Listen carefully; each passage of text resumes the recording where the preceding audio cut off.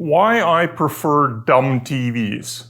Now, I'm sorry if you're wondering what's a dumb TV, and that's not a very nice thing to say about a television. What I'm talking about is a non-smart TV. Now, of course, these days, actually finding a television that doesn't have smarts built into it, and by that I mean network capability, which can range from anything like having a remote control app on your phone because you've got the TV connected to your Wi-Fi or your Ethernet network and your computer system at home, or a range these days of streaming apps that, like Netflix, Amazon Prime Video, etc., built into the television set. Why do I think that way? Why do I prefer a dumb TV?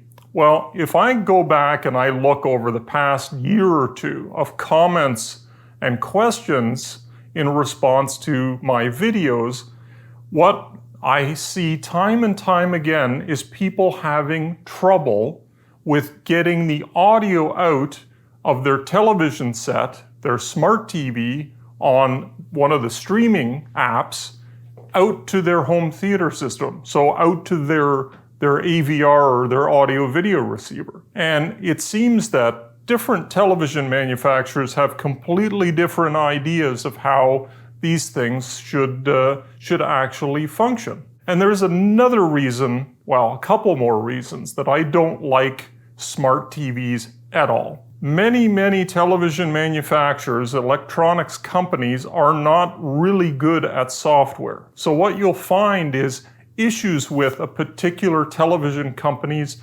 Netflix app, let's say.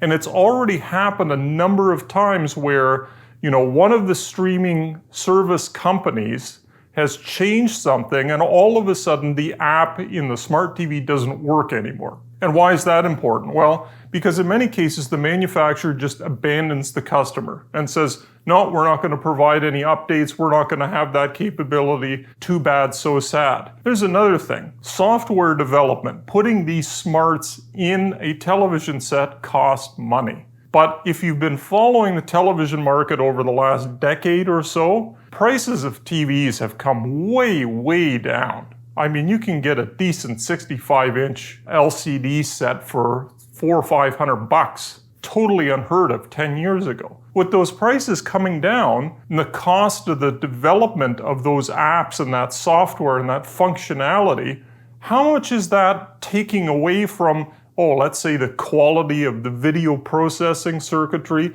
the actual display panel or technology that's used? I'd rather not have that stuff built into my set and have that money going towards giving me a better quality picture. But maybe I'm just a curmudgeon. Now, I'm not anti-streaming at all. I love it. The convenience factor is fantastic. But my preference, and this is not only if you don't have a smart TV, and like I said, it's impossible pretty much to buy one today that doesn't have streaming built into it. Both those people that have, a dumb TV or have run into one of these issues where app compatibility stops working, they have problems with audio, buy yourself a third-party streaming box, streaming stick, streaming dongle, whatever you want to call it. There are so many of them on the market, but I would suggest sticking to the majors. Google Chromecast, Amazon Fire Stick, the Roku streamers. These are big companies that are constantly updating their software, constantly making sure that everything is up to date, and they're cheap. I mean, somewhere $45 to $75 will buy you one of these streaming sticks or streaming boxes. They can plug right in via HDMI into your AVR and then out to your TV set. So you don't need to worry about it. Now, yes, you're gonna have to probably have another remote control in play. Frankly,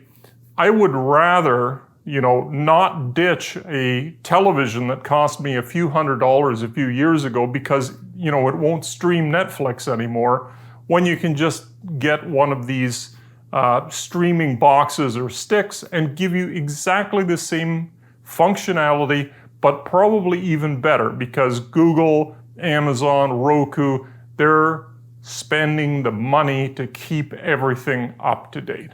What do you think? Are you a dumb TV fan or a smart TV fan?